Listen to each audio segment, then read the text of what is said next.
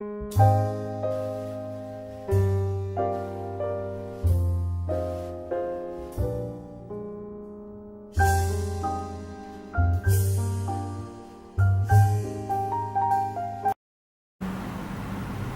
no es tan lógico que uno prohíba que una persona sin más tenga que hacerle bien a otra. Es decir, los niveles de injerencia en la libertad son mucho mayores en lo donde encontramos en la imputación objetiva el equilibrio entre individuo y sociedad, porque está científicamente demostrado que el hombre sin la sociedad no es nada, y la sociedad por el hombre sin el hombre tampoco es nada. Por eso la teoría de la dignidad humana tiene que ser una teoría dinámica, no una teoría estática de la dignidad.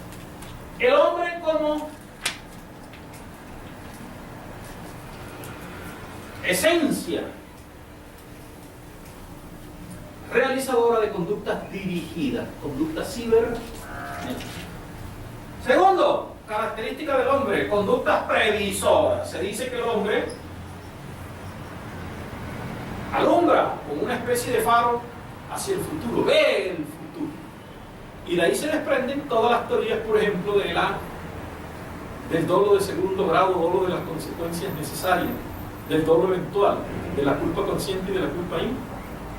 La planificación, de lo cual se desprenden múltiples instituciones. Ya los delitos no son instantáneos, los delitos son cometidos con muchos años de anticipación. El hombre prevé, digamos que es una planificación a corto plazo, pero la planificación a largo plazo es una previsión mucho más significativa. Y nosotros como hombres estamos planificando años hacia adelante. Es decir, estamos ya casi planificando qué va a ocurrir cuando la luna se aleje por pérdida se aleja cada 4 centímetros de cada año la luna. Cuando la luna ya no sea atraída por la Tierra y se desprenda de su órbita, ¿qué va a pasar? Cambia la Tierra. Pero además, cuando el Sol, dentro de 4.000 millones de años, el Sol comienza a perder energía y se convierte en una gigante roja y nos absorbe. Estamos ya pensando qué vamos a hacer cuando nuestro planeta sea inviable. Muy seguramente inviable por efectos de la naturaleza, porque el hombre tiene la capacidad de subvertir sus propios fenómenos, el calentamiento global y todos estos fenómenos es posible que nosotros mismos. Ya hoy existen teorías y están en práctica muchas cosas. Acaba de ponerse también, la semana pasada veíamos un reactor en Alemania donde se crea un sol artificial. Es decir, se produce el fenómeno de la fusión, no de la fisión nuclear, sino de la fusión nuclear, que produciría la energía más limpia jamás conocida. Planeamos a largo plazo. Y finalmente, para la conciencia técnico-práctica, las conductas mancomunadas. Es decir, los hombres tienen capacidad de trabajar entre ellos mismos, planificar y prever. Y ustedes allí con eso pueden entender la explicación de todos los fenómenos, y absolutamente todos los fenómenos que hoy se discuten en materia de tipicidad y antipublicidad.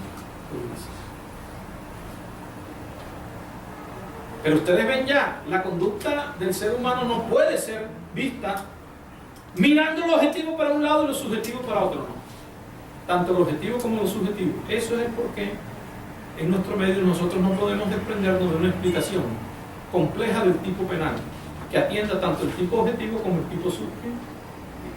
Y se encuentra uno con que los fiscales lo único que imputan es el tipo objetivo, y tienen el descaro de decir, no, el tipo subjetivo usted defiéndase y establezca que no hay tipo subjetivo, o eso que lo establezca el juez. ¿Les ha sucedido o no les ha sucedido? Con lo cual creo yo de entrada que se está desconociendo el principio de la dignidad del ser humano, porque se está dejando de lado esa característica que nos dice que nosotros, por virtud de tener una conciencia técnico-práctica, somos individuos caracterizados por realizar conductas dirigidas, previsoras, mancomunadas y planificadas. Fíjense ustedes que en gran medida la conciencia técnico-práctica nos explica la tipicidad y la antijuridicidad. Ahora, la conciencia ético-práctica nos irá a explicar la culpa. ¿Qué es la conciencia ético-práctica?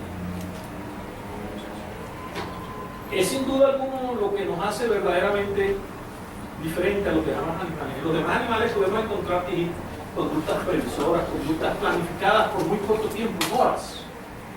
Lo que más se ha determinado en horas de conductas planificadas en los orangutanes, 17 horas. Planifican por 17 horas. Realizan conductas mancomunadas. Los chimpancés trabajan en equipo. El trabajo de equipo es la conducta que tiene que ver con la solidaridad, con la división del trabajo, la división natural, la división social, la división jurídica del trabajo. Pero lo verdaderamente diferente de nosotros es la conducta ético-práctica, la cuestión ética.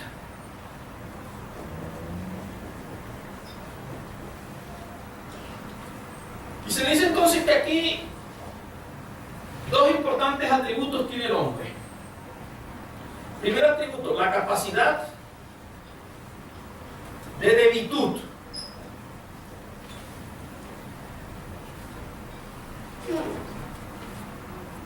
Respecto de seguir deberes autónomos y deberes heterónomos. Deberes autónomos que dan origen a la ética. Deberes autoimpuestos. Ustedes están aquí frente a deberes autónomos. No existe un deber heterónomo que los traiga aquí. Deberes autónomos, es decir, desde el punto de vista de nuestra formación profesional venimos a buscar alimento a esta institución, ¿cierto? Pero también podríamos estar cumpliendo deberes heterónomos, es decir, impuestos por otros. Claro, los que somos servidores públicos, hay una norma del artículo, creo que la parte final del artículo 35 del Código Disciplinario, que dice que la capacitación no solamente es un derecho, también es un deber. Entonces, somos capaces de seguir deberes. Somos capaces de seguir deberes.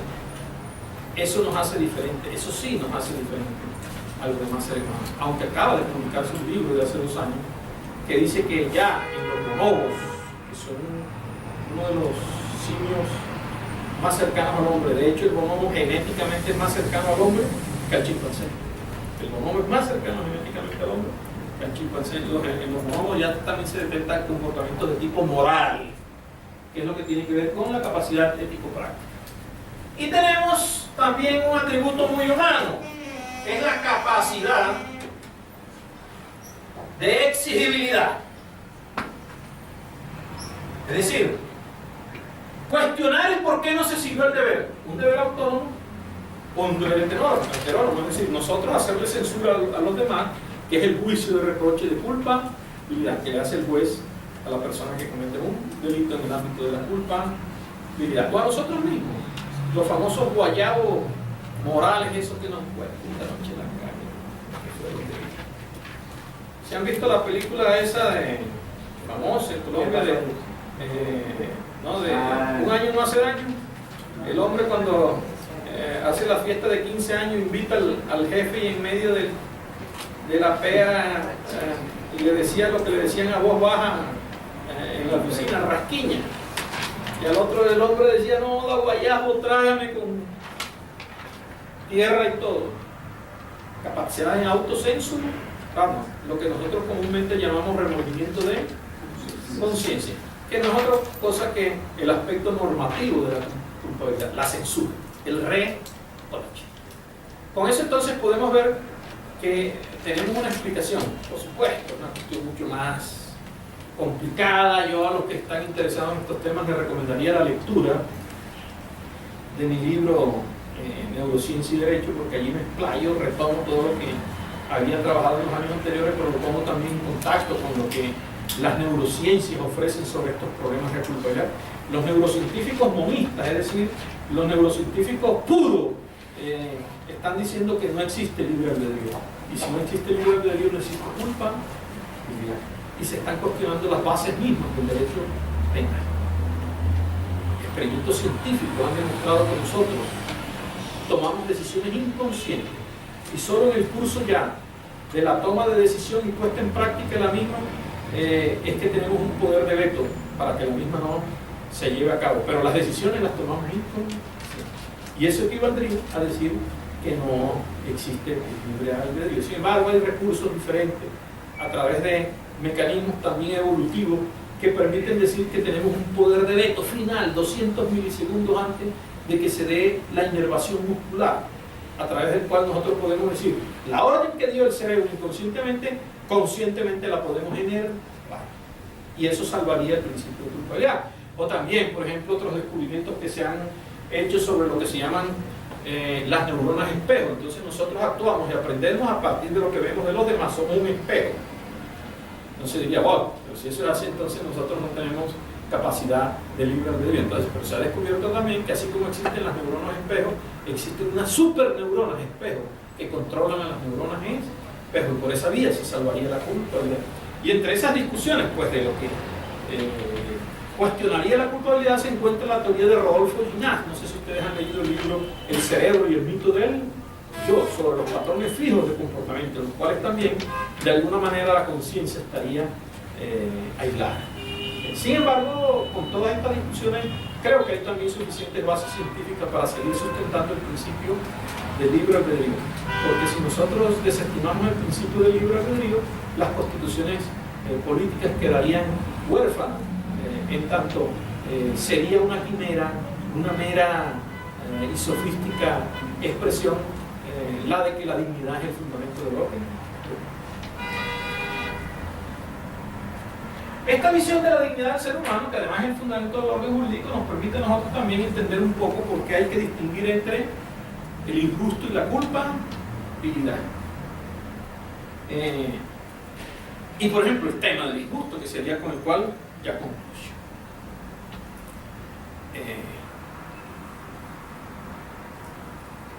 ¿De dónde surge el concepto de injusto en Colombia? Bueno, sin duda alguna del principio de la dignidad del ser y de lo que son, digamos, los atributos de llevar a cabo conductas técnico-prácticas.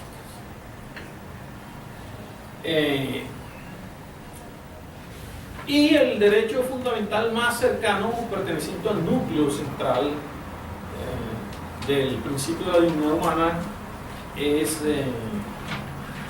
el libre desarrollo de la persona. Recuerden ustedes el contenido del artículo 16 de la Carta Política. Se garantiza el libre desarrollo de la personalidad, con las únicas limitaciones que los derechos de los demás y el orden.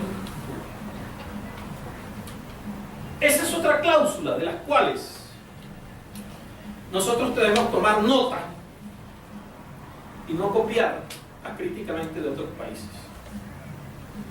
Fíjense lo que sucede en Alemania. En Alemania también existe una fórmula parecida para el lenguaje. En Alemania se dice, se garantiza el libre desarrollo de la personalidad con las únicas limitaciones que los derechos de los demás, coma, el orden jurídico y la moral. Es una construcción compleja, es decir, tiene varios elementos limitadores del libre desarrollo de la personalidad, que no es otra cosa que el estatus activo de acción. Pero no operan acumulativamente, sino alternativamente. Claro, eso no nos indica la primera coma y la I posterior. Esa I posterior no opera como una I copulativa, sino como una I disyuntiva. Entonces, un caso práctico. En Alemania en 1964 llegó una cuestión de inconstitucionalidad al Tribunal Constitucional, que se refería a uno de los temas hoy discutidos en Colombia, ya, por cierto, superados. Las relaciones homosexuales entre mayores de edad como delito. Era delito. Fue muy criticado, especialmente porque a partir de los años 60 surge el movimiento político criminal que decía que no podía existir delitos donde no existiera protección de bienes jurídicos, y que bien jurídico se estaba protegiendo en relaciones homosexuales consentidas entre mayores. Ninguno. Pero dijo el Tribunal Constitucional alemán, la norma es constitucional. La norma. ¿Por qué es constitucional? Porque es que puede haber un delito que ofenda simplemente al ordenamiento jurídico, es decir, con pura antijuricidad formal, es decir, con lo que hoy conocemos nosotros como desvalor de acción. O puede haber un delito que también ofenda un derecho, además del ordenamiento jurídico, ofende un derecho, los derechos de los demás. Pero también puede haber un delito que no ofenda a un derecho, sino que ofenda a la moral. Porque son tres aspectos limitadores que operan alternativa. Y mírense ustedes lo curioso. Todos los tribunales, todas las decisiones del Tribunal Europeo de Derechos Humanos van en el mismo sentido. Van en el mismo sentido.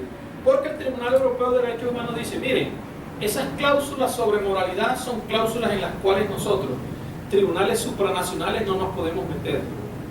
Son los nacionales de sus países los que tienen que resolver sobre lo que es moral o no es moral.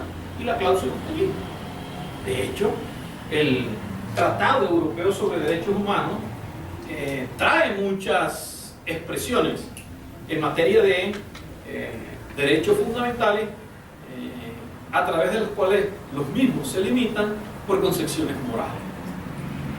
También atrae la expresión, pero no a secas, como la Constitución alemana y el Tribunal y el Convenio Europeo de Derechos Humanos, el Pacto Internacional de Derechos Civiles y la Convención Americana, pero en vez de hablar de moral a secas, hablan de moral pública, de moral social, que ha sido entendida como moral intersubjetiva. Y moral intersubjetiva es el sistema de derechos humanos. También así procedía el Comité de Derechos Humanos de la ONU, que es el órgano de supervisión judicial de los derechos fundamentales del Pacto Internacional de Derechos Civiles y Políticos y el Pacto Internacional de Derechos Económicos, Sociales y Culturales. Sin embargo, en una ocasión dijo, en 1984, no, eso no es así. Pero no es que dijo que no sea así porque no se podía meter en problemas morales. Dijo, sí se puede meter en problemas morales, pero en el caso que juzgamos, el tema es de discriminación. En el estado de Tasmania existía desde 1952 en Australia, un país que en una época fue paraíso del turismo gay, porque son muy tolerantes, el delito de relación homosexual entre mayores de edad. 1952, pero nunca se procesó a una persona. Hasta que en 1980 los grupos gay, LGTB, comenzaron a incidir en la política. Entonces, los opositores, para metérseles en el camino, comenzaron a denunciar que cometían delitos de relaciones sexuales entre mayores, relaciones homosexuales entre mayores. Y el Comité de Derechos Humanos dijo, mire, sí, eso es cierto. Ya hemos dicho y no vamos a cambiar la jurisprudencia de que no nos podemos meter en temas morales. Lo que pasa es que aquí nunca se utilizó la norma penal. Nunca se aplicó la norma penal, es decir, entró en desuetud.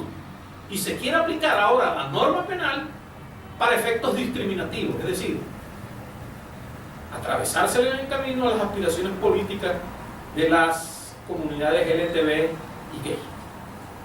Pero sigue firme la idea de que también la moral es un elemento que sirve para fundamentar las conductas delictivas.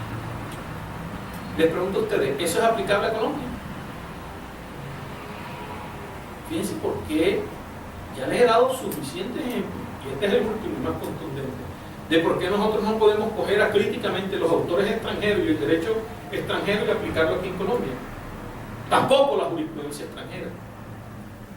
Porque es que en Colombia el libre desarrollo de la persona nada más tiene dos limitaciones: los derechos de los demás y el orden jurídico. Y son limitaciones no alternativas, sino acumulativas. Es decir, tiene que darse tanto para la existencia de un injusto, tiene que darse tanto la antijuricidad formal, es decir, el desvalor de acción, como la antijuricidad material, es decir, el desvalor de resultado, por la afectación de unos derechos constitucionales que han sido identificados por la Corte Constitucional como bienes jurídicos. Recuerden ustedes lo que les decía, no puede existir una conducta que no proteja un bien, un valor constitucionalmente relevante. Por eso entonces nosotros tenemos, creo yo, una de las constituciones, a propósito ahora de que se habla de que hay que reformar la Constitución, sería un grave error. Una de las constituciones más importantes del mundo. Yo diría, la constitución más liberal del mundo. La constitución que impone mayores controles al derecho penal en el mundo es la constitución política del mundo. Pero eso solamente es posible si hacemos derecho penal constitucional. Vuelvo y repito, aquí solamente puedo traerle algunos esbozos de lo que es mi pensamiento sobre el derecho penal constitucional, pero quiero que, o aspiro que, más bien, estos esbozos le hayan causado a ustedes inquietudes suficientes para leer el libro y ver cómo, si nosotros creemos que de verdad estamos regidos por una constitución, el derecho penal tiene que domesticarse, por la Constitución Nacional y los tratados internacionales sobre derechos humanos. De lo contrario, seguiremos viendo el derecho como un abuso. Creo que en gran medida el derecho es un abuso. De hecho, la detención preventiva es la máxima expresión de los abusos que se presentan en el derecho. Así las cosas, pues, doy por terminada mi intervención y con mucho gusto, pues, los 10 minutos que nos quedan podemos discutir sobre inquietudes de ustedes. Los escucho.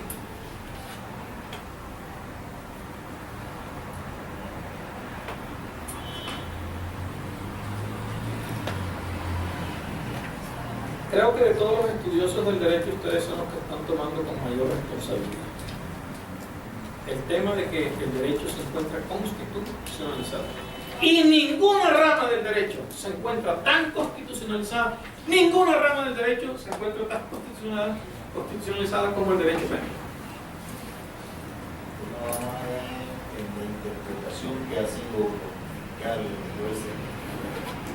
diciendo que la nueva constitución más completa, en este sentido la voz bien, pero si la persona encargada de impartir la justicia no entra en sintonía con esto, nunca.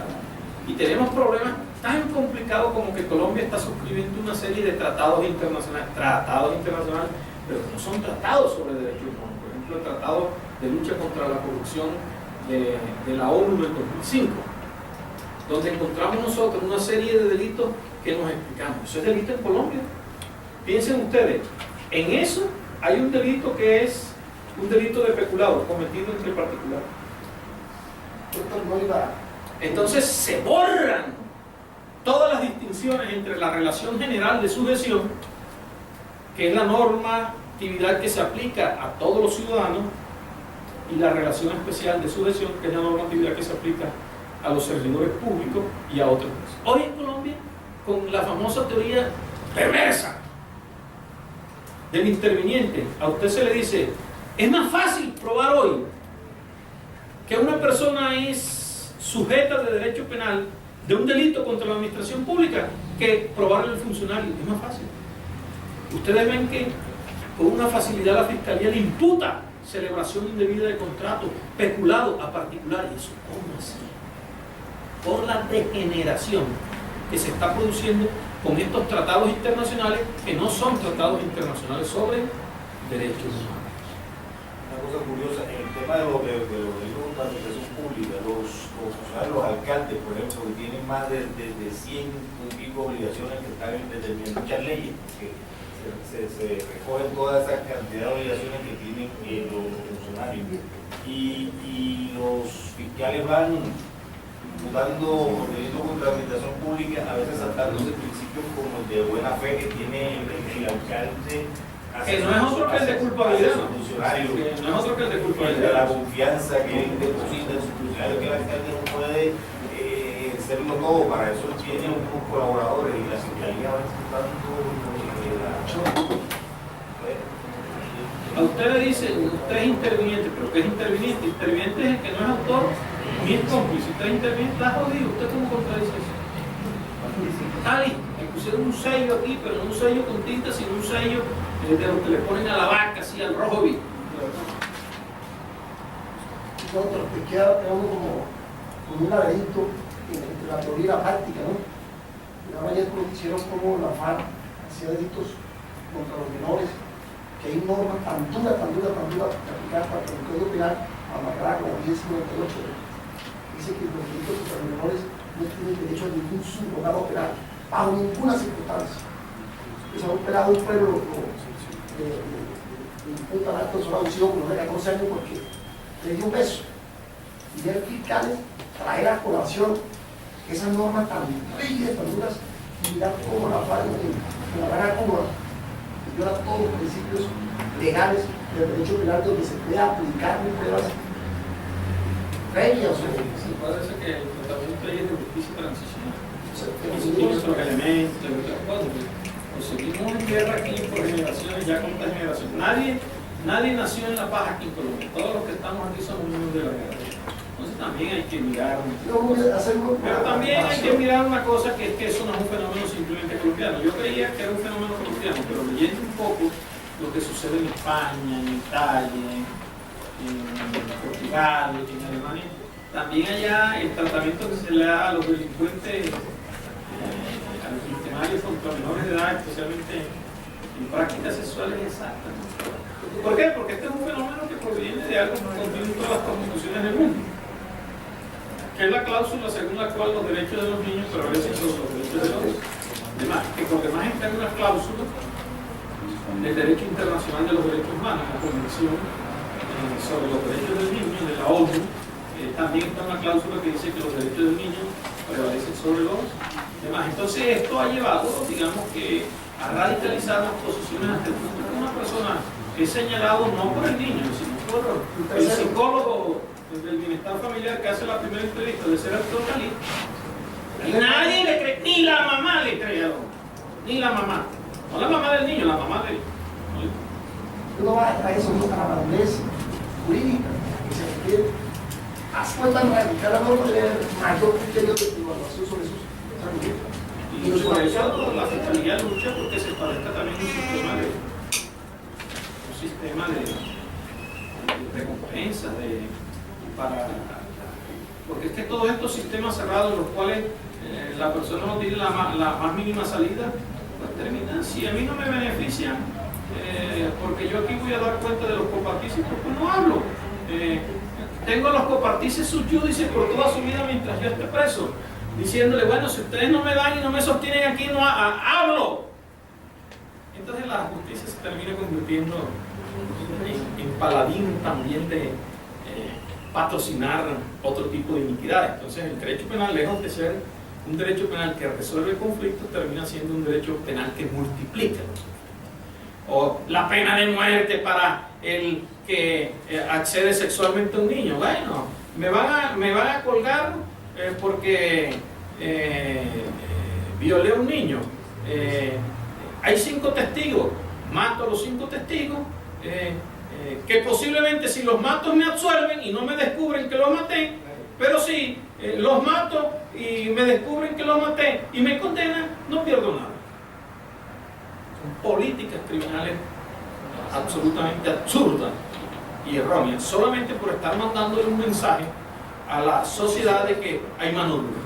Porque el derecho penal se convirtió, desgraciadamente, a partir del Código Penal, el derecho penal a partir de este nuevo siglo se convirtió en una plataforma política. No hay político que no lleve en mente una reforma penal. Hasta los alcaldes hablan de que hay que hacer tales cosas con los delitos. Ustedes ven a Peñalosa que dice que hay que hacer tales cosas. Es decir, los alcaldes hacen parte de la política, social, sin duda, al ser parte de la política social. Pero yo no creo que un alcalde haga parte de la política criminal. El otro, ahorita hablando de eso de populismo punitivo que estábamos hablando. Eso. En la ley 1453, que reformó el artículo del corte de fabricación de armas de fuego, que añadió como accesorios parte no municiones, que llegó al doble por una, bueno, elevó mucho la penalidad. A una persona, ahorita hablando también desde el punto de vista del injusto penal, ¿no? La capturan con 3 proyectiles, solo 3 proyectiles. Que aparte de todo se lo agregaban porque iba a tener otro, no me acuerdo muy bien, pero el caso es que analizando el caso en contexto,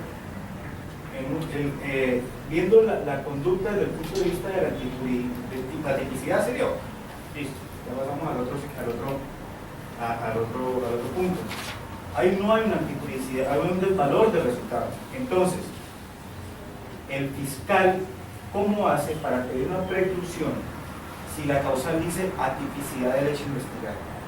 He buscado mucha jurisprudencia y no he encontrado, no sé si he buscado mal, pero aquí por lo menos se ha aplicado la teoría del tipo conglobado, conglobando, que si la conducta no es antijurídica. Pero no es propiamente un fenómeno del tipo comprobante. La teoría del tipo comprobante es de Zaffaroni, que tiene que ver con escasas afectaciones al mundo libre y con conductas que hacen parte de la normalidad, por ejemplo, el cumplimiento legal, el orden legítimo. Digamos en este caso que fue un proyectil. Falta la antijuicialidad material. Métalo usted como causal que excluye la antijuicialidad o métalo como causal que excluye la tipicidad material. Pero es que la causal dice atipicidad de hechos.